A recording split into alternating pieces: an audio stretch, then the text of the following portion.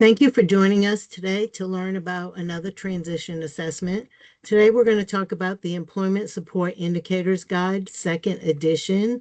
This transition assessment was actually developed in Oklahoma at the Center for Learning and Leadership. That is Oklahoma's University Center for Excellence in Developmental Disabilities, which is located at the University of Oklahoma. We're proud to say that we know some of the people who have contributed to the development and revisions of this tool that we can use as a transition assessment. A little bit of information about the Employment Support Indicators Guide. It was developed to promote and support employment opportunity and work-related success for people with intellectual and developmental disabilities. It included many conversations with self-advocates who are working in paid and volunteer roles, family members of people with intellectual and developmental disabilities who were still in school and who were looking ahead to possible jobs in the community, and also the professionals who support work skill growth. Input for the ESIG was provided by the Consumer Advocacy Committee for the Center on Learning and Leadership, and that committee is made up of self-advocates with intellectual and developmental disabilities, family advocates who have a child or an adult family member with intellectual and developmental disabilities, and professionals from academic, community, and public service organizations who work directly with or advocate on behalf of individuals with intellectual and developmental disabilities for community inclusion, self-determination, and participation in our communities. While the Employment Support Indicators Guide is not a checklist, it does help us in accessing information from the individual themselves who has an intellectual or developmental disability and relevant team members. This information that we can access through these people help us determine preferences and employment support needs. And from that information, we then can identify supports that would promote a positive experience in a work environment. Information for this assessment can be provided and also used by the individual with disabilities themselves, their families, team members, other professionals, and potential employers to identify considerations for the work environment that will help them become or remain employed. The Employment Support Indicators Guide was developed in Oklahoma to promote and support employment opportunity and work success for people with intellectual and developmental disabilities. Some specific information that we're going to go over are the type of assessment that the Employment Support Indicators Guide is, and it is considered an informal assessment. It is a paper pencil assessment tool. It is available for download and printing, and the respondents then circle or check statements that describe the supports needed by the job seeker under each domain in its respective subareas. The respondents also are able to answer open-ended questions about what the job seeker enjoys or avoids related to work. And the format has adequate space for notations about the circled statements and includes a place for notes at the end of each domain section and provides a place for additional information or summary notes on the last page of the form. Versions. It is available in a single form. It's one form, and it is offered in English and Spanish. And again, we use it to collect feedback on the types of employment supports needed for the job seeker from those people involved in identifying preferences and employment support needs. The types of students and ages that this tool can be used with would be moderate to severe intellectual developmental disabilities individuals, and then other individuals who present with support needs across environments and settings, and then the ages would be students of any age who will engage in work exploration. The domains covered by the Employment Support Indicators Guide include social supports, workplace supports, work style and learning supports, and technology tools and supports.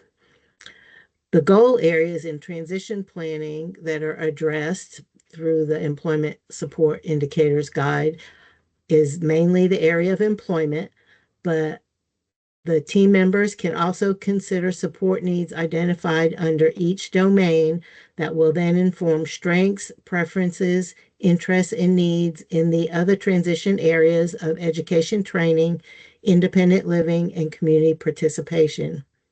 The time investment to use the Employment Support Indicators Guide would be approximately 15 to 30 minutes to be able to document information from team members in a meeting context, or information could be collected individually over time and then compiled on a single form. The cost for the Employment Support Indicators Guide is free, so you can't beat free. And the Employment Support Indicators Guide may be reproduced for individual use or for educational purposes only, and it may not be sold. The SPIN areas, we know the SPIN as strengths, preferences, interests, and needs that we need to consider in transition planning. And so the Employment Support Indicators Guide identifies preferences and needs, and then it also reveals strengths and interests that can inform employment goals and supports. A documentation suggestion that we would have is on the cover page or in the notes section. The team should document additional information that you will need for reporting assessment results on a student's IEP in the EdPlan platform, such as the name of the student, the date of the assessment, and the contributing team members or the positions of the people who are adding information to the guide. One of my favorite parts about this assessment is it provides opportunities for input from the student first, or the individual with intellectual and developmental disabilities first, along with direct observations and input from anyone and everyone who supports the student. Another thing that I like about it is it really does provide a place for teams to look and expand their ideas and thoughts with the individual with developmental disabilities to be able to look at possibilities for employment that they may not have thought of before.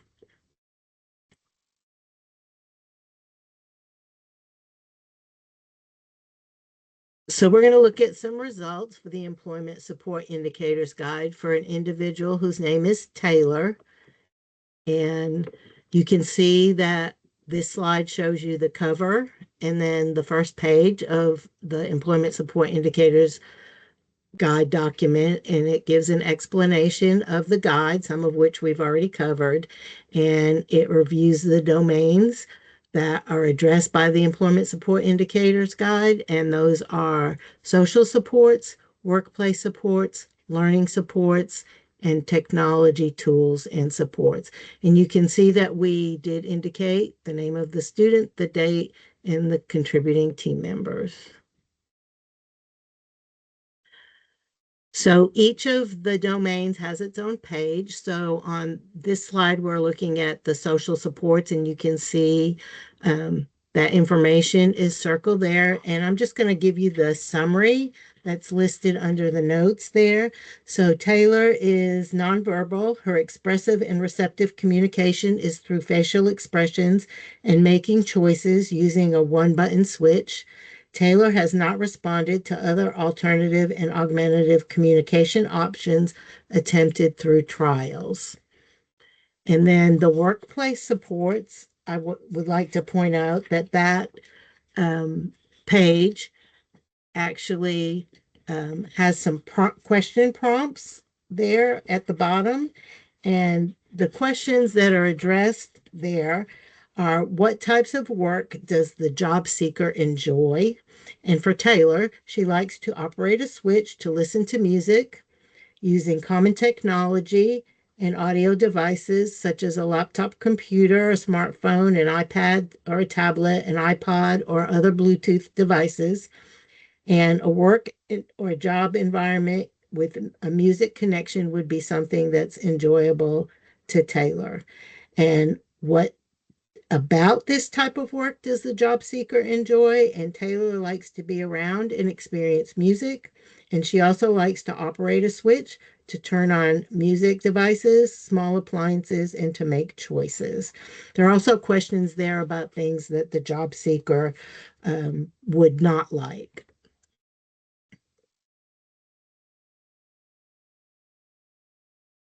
The next slide looks at work style and learning supports. And again, there are some notes there at the bottom of the page. So Taylor's work style and learning support needs indicates that she will require one-on-one assistance with mobility, supervision, and prompting, hand-over-hand assistance to participate in volunteer or work exploration settings. And then the technology tools and supports. And again, in the notes section, it addresses Taylor's interest in using a switch to activate technology for preferred activities is a strength. Her interest and participation level should be used and expanded to increase her opportunities to engage in volunteer work and exploration settings related to her preferences and interests. So that is information that the team can use in planning for Taylor.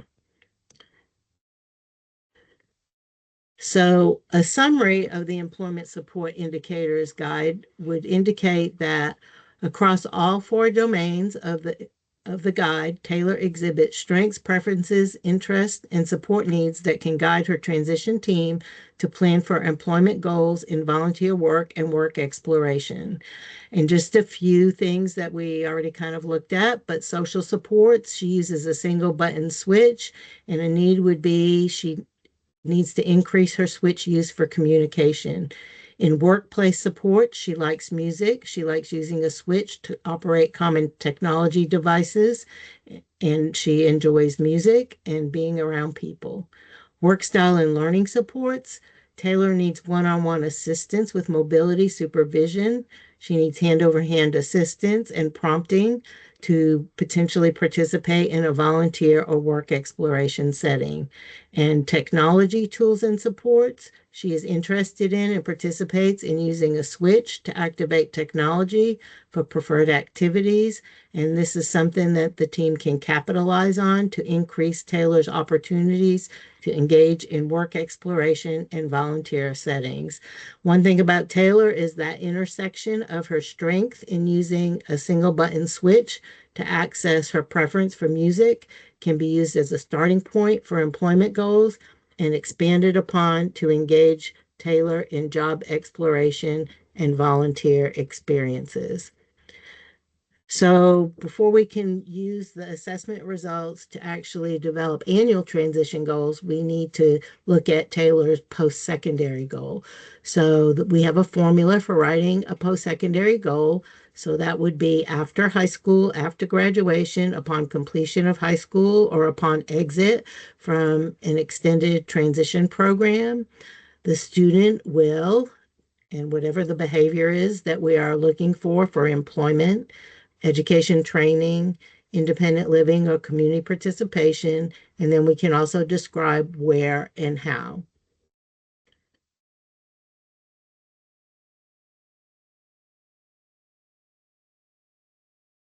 So for Taylor, her post-secondary goal example for employment could potentially be upon completion of high school or exit, Taylor will receive job development services from a vocational or community rehabilitation program, for example, Department of Rehabilitation Services or Developmental Disabilities Services, and she will participate in tech-supported volunteer work in local community music and performing arts related venues. So from that post-secondary goal, then we will go on to develop some annual goals and, if appropriate, objectives for employment. And again, we have the typical formula for annual goals and objectives. So, given a particular condition which is required for developing an annual goal, the student will, and whatever the targeted skill or behavior is, again, required under certain conditions or criteria. Again, that is required part of an annual goal. So for Taylor, we're going to look at the need areas. So her needs for employment would be for her to have opportunities for vocational exploration, and improving her communication is also a big need for Taylor. So the goal for Taylor, annual transition goal that we would complete in the 1 year of the IEP, would be given 2 different job shadowing experiences in the arts, one music related and another movie theater related, with individualized prompt supports from a job coach or paraprofessional.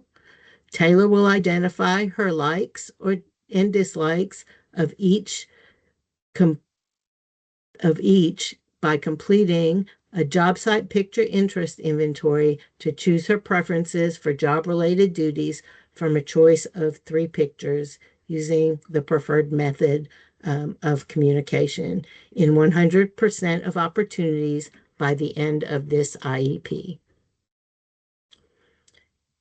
And then, because Taylor is a student with more significant disabilities participating in alternate assessment, we also are addressing objectives.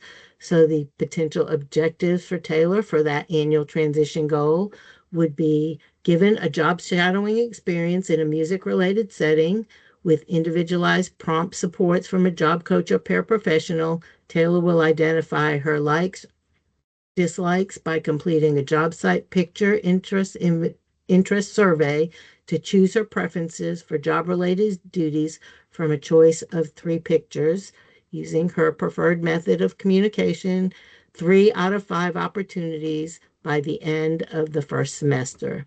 Second objective would be given job shadowing experiences in a movie theater related setting with individualized prompt supports from a job coach paraprofessional. Taylor will identify her likes, dislikes by completing a job site picture interest survey to choose her preferences for job related duties from a choice of 3 pictures, again, using her preferred communication method, 5 out of 5 opportunities by the end of the second semester.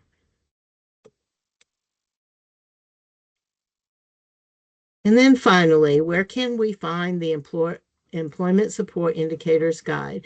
You can download it from the Center on Learning and Leadership, which is at OU Health Sciences Center. And they have a publications page, and you can download that in English or Spanish. Thank you for joining us today in learning about the Employment Support Indicators Guide as a possible transition assessment for students with more significant disabilities.